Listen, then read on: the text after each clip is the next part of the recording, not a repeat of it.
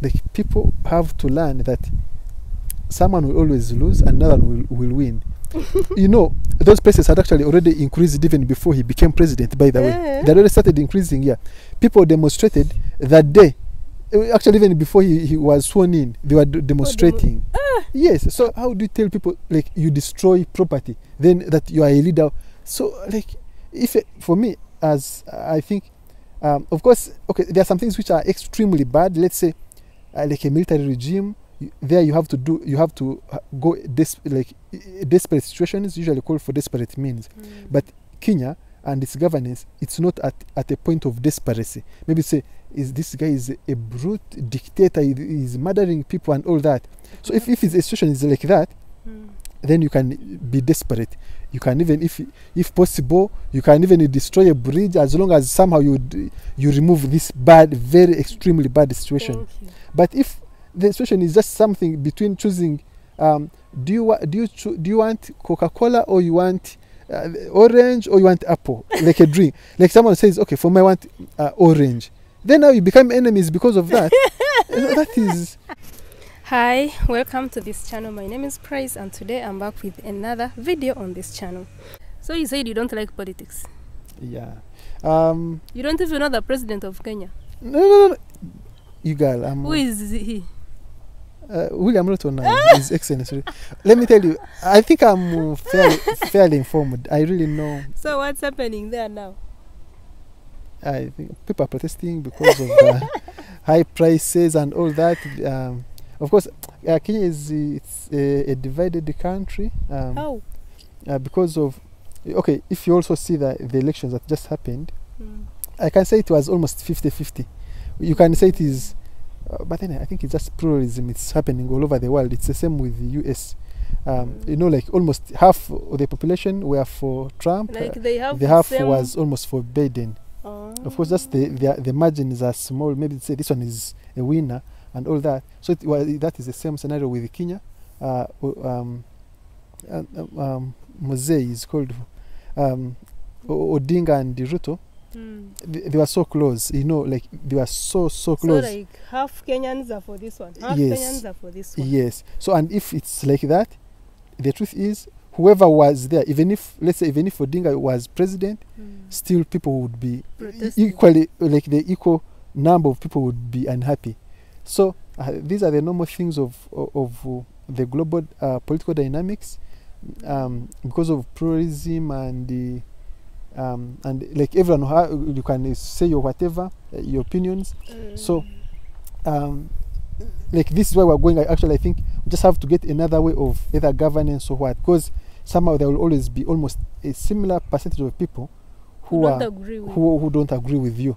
So somehow it's expected. It's not something that is, yeah, okay, they can say maybe prices are high and all that, but the truth is there is no one who will come and we say we fully agree with the person.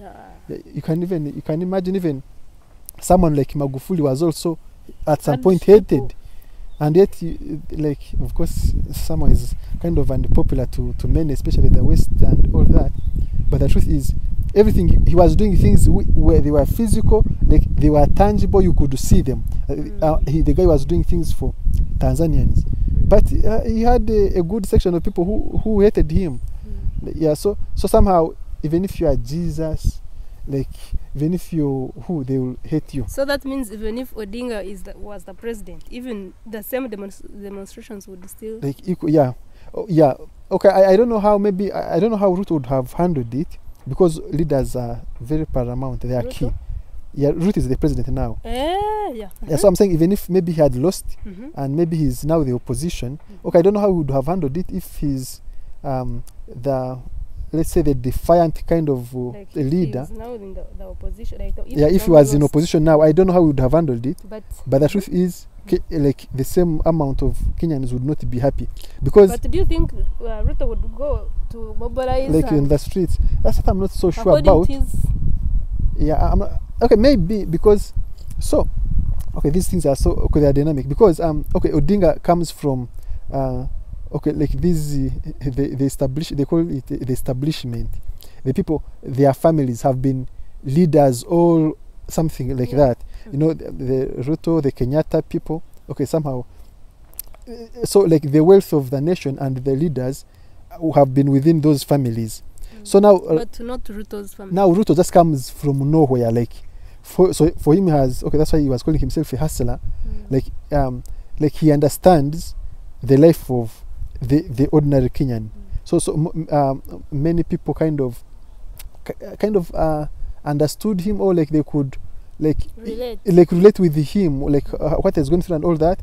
So the truth is, he has the majority, because like imagine you don't have the power, but somehow you have managed to dethrone the people who have been there, and most systems kind of supported them. Okay, yes, he was the vice president, okay, deputy president, whatever, but he didn't have like much power. He was just supporting. You can imagine. Okay, let me say, imagine like Uganda, vice president of Uganda. Like, which power do you have? The first son, in Uganda, whatever. You don't have power, but in Kenya, if you are a DP, you have some power. No, because you also you're also, should I say, appointed, kind of just given. It's not that it's someone who has just chosen to give you. Actually, they just chose him just to get another section of Kenyans. So it's not that it was a strategic choosing. You know that. So it is also just being given, like the power which is given to you, just handed over to you, is not the same as the one you really have. Because everyone knows, oh, this person's assistant. So like it's not that you can make a decision. That's why you see Kenyatta or Uhuru did not support his own deputy. He supported Odinga, like the opposition. Okay, let me say, to bring it in, let's say in a Ugandan context, it is like okay, the president Museveni is the president, and then Honorable Jessica Alupo is the vice president. Then when Museveni wants to step down, he's not going to support Jessica Alupo his own, but he supports, let's say, Vesije. Imagine something like that. And yes, Vesije has been on the opposition of, like, has been saying Museveni is bad, his government is bad. But then when Museveni is leaving and is giving, so somehow you can see that this guy was still like an orphan. He didn't have the backing of the state. You know, those two were like they had the roots from their fathers. Yes. And this one, a hustler. A hustler, yeah. So. So you know, you can see all that is all those are the things. It's normal in the politics, but it's not normal. It's normal. But if he's a hustler, why do they say that he's again oppressing hustlers by increasing the cost of living? I think it's the dynamics of. Okay. I don't know the deeper dynamics of the economics of Kenya and all that, what's happening and all that, but I don't know if there are policies. You know, sometimes. Prices raise, and actually, okay, they have, by the way, it's a relative increase all over. Just that for them, it appears to have maybe become, okay, for them they see it's maybe so much. Okay, for them maybe they're not landlocked. It shouldn't be, the prices shouldn't be so much high as like us in Uganda, because we are landlocked. But still, okay, I don't know the deeper dynamics of the economies of Kenya and why he's doing it. Because sometimes when prices raise, either there's something that is being done to kind of like on a bigger level, or on a macro level. Yeah, so somehow like you feel it on the micro level, but okay, like it's kind of gathering money from many people to do something big. Which will maybe help all Kenyans at once. So economically, I'm not saying he's maybe a center or what, but economically, there could be something that is not directly attached to maybe the food and the rice and the soap, the daily living. It could be a long-term plan. Okay, I know I really don't have to defend him on raising prices. I don't know why they have overshoot. But instead of demonstrating, like, how can they solve this? Yeah, so now that's another thing, by the way. Like, people have to learn that someone will always lose and another will win. You know, those prices had actually already increased even before he became president, by the way. They already started increasing, yeah. People demonstrated that day. Actually, even before he was sworn in, they were demonstrating. Yes, so sometimes they can just use it, and when prices go high, and here they kind of get a reason to demonstrate and all that. But the truth is, it's not entirely about the prices. You know, people are so divided. You know, the electoral commission itself, like the electoral commission, the chairperson wasn't agreeing with the vice. The committee itself was divided into two. So now if people are divided to that level of the people who are supposed to say this is the winner, so surely the truth is you should expect that people are not going to be like they're not going to agree. So it takes a sane leader. Like how do you tell people like you destroy property then that you are a leader?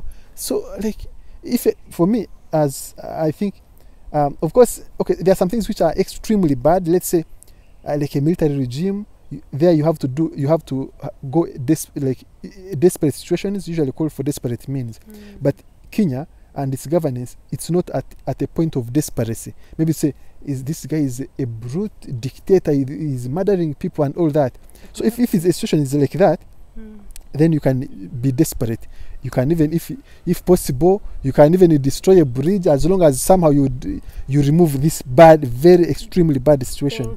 But if the situation is just something between choosing, do you want Coca-Cola or you want orange or you want apple, like a drink? Like someone says, okay, for me I want orange. Then now you become enemies because of that. That is, yeah. The thing should be about either life and death, and like dire, like something like black and white. Yeah, but not someone wants orange and this one wants Mirinda apple. Then you fight, you kill a person because someone has said I prefer an orange than a guava. No, that is yeah, that is different, really. Yeah. So maybe if you're okay, I like that example you give me. yeah.